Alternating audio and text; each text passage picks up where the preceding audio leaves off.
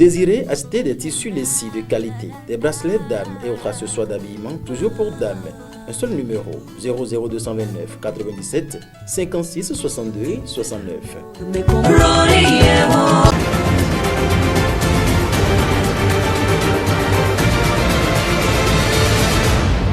Guérit TV Monde, le leader des Web TV au Bénin.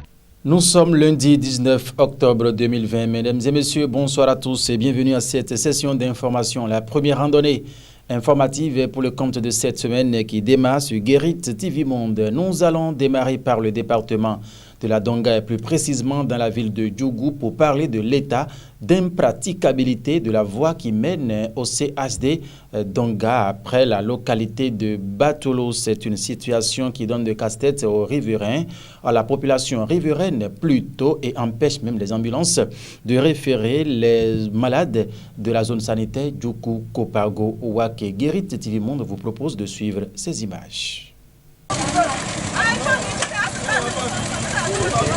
À qui incombe la responsabilité de réfection de cette voie dans la commune de Djougou? Est-ce l'État central ou les autorités municipales?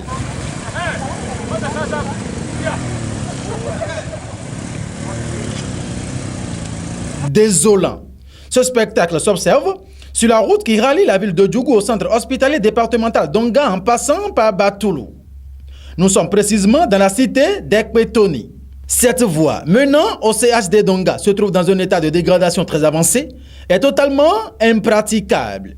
À cet endroit, même les ambulances éprouvent d'énormes difficultés de traverser pour référer les malades de la zone sanitaire Djougou, Kopargo, Ouaké.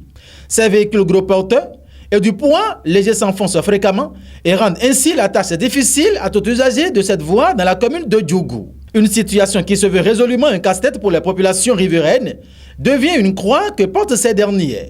Au regard de tout ceci et compte tenu des urgences sanitaires dans cette zone, vu la position géographique du CHD Donga, le conseil municipal de Djougou que préside le jeune maire Malik Seibou Gomina est exhorté à trouver une palliative pour permettre une libre circulation des personnes et des biens dans cette localité de Djougou. La santé des paisibles populations importe et il urge que quelque chose soit fait. À chacun son couloir, et Guérit TV Monde vient d'emprunter le sien. Au secours, sur la voie menant au CHD Donga à Djougou, les populations souffrent le martyre. Le jeudi 14 octobre dernier, l'Union des professionnels des médias du Bénin, l'UPMB, a organisé un atelier d'échange des professionnels des médias sur les crises sanitaires. C'est une initiative appuyée par l'Union européenne. Nous vous proposons de suivre ici Zakiat Latunji, la présidente de l'UPMB et la représentante de l'Union européenne au lancement de cet atelier. Nos conférences de rédaction ne se tiennent plus comme avant. Les lieux de rencontre, de collecte d'informations qui nous rassemblent souvent, les séminaires, les ateliers, qui sont également des moments de convivialité entre professionnels des médias, sont de plus en plus rares. Et pourtant, nous avons la lourde mission de faire notre travail de collecte d'informations et de production de l'information. Nous avons surtout comme mission d'informer et d'éduquer le public qui a besoin d'informations au quotidien. Mais en même temps, face à la pandémie de la COVID-19, nous sommes bien obligés de nous protéger également. Merci à l'équipe de la délégation de l'Union européenne pour son appui dans l'organisation de cette activité. Nous espérons que cette collaboration sera le début d'un partenariat fructueux entre l'Union européenne et l'Union des professionnels des médias du Bénin. L'objectif du projet est de faciliter la fourniture d'informations fiables et critiques sur le coronavirus qui n'atteignent actuellement pas les populations à risque en Afrique subsaharienne. Pour y parvenir, le projet fournit un soutien aux acteurs des médias qui se retrouvent avec peu de revenus en raison de la pandémie. L'action sera mise en œuvre dans toute l'Afrique subsaharienne. Au Bénin, plus précisément, le projet sera mis en œuvre par la Fédération des radios communautaires et assimilées du Bénin, FERCAP Bénin, un réseau de 39 radios communautaires diffusant dans plus de 20 langues locales. Je tiens à vous assurer que l'Union européenne réfléchit actuellement à d'autres projets qui pourraient être mis en œuvre pour renforcer les capacités des médias dans cette époque que la Covid a rendue encore plus difficile.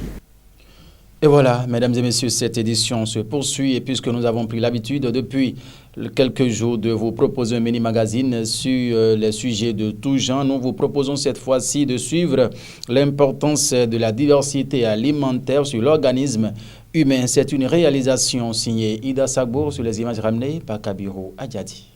Consommation de la ration alimentaire équilibrée journalière. Ainsi peut-on définir la diversité alimentaire dont le respect est bénéfique pour tout individu. La diversité alimentaire a beaucoup d'avantages, surtout pour les enfants d'abord, le nouveau-né. Cette diversité passe par la consommation uniquement du lait. Et avec l'âge, le nouveau-né doit consommer des produits contenant du lait et pour aboutir aux différents groupes d'aliments.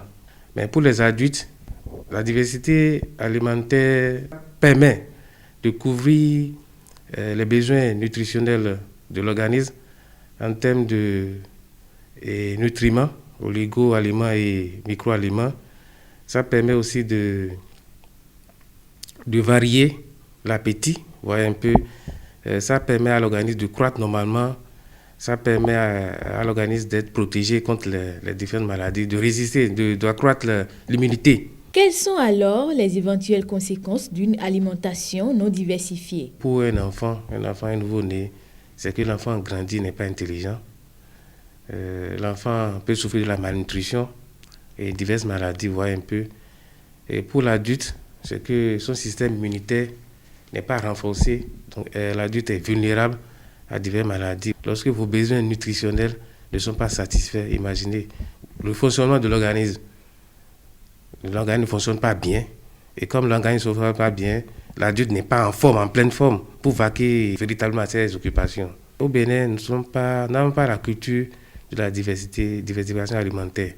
Donc j'invite la population béninoise à comprendre que diversifier l'alimentation, ce n'est pas forcément être riche. Nous avons assez de produits locaux qui nous permettent de diversifier notre alimentation. Des conseils à prendre en compte pour bien grandir et vivre en bonne santé.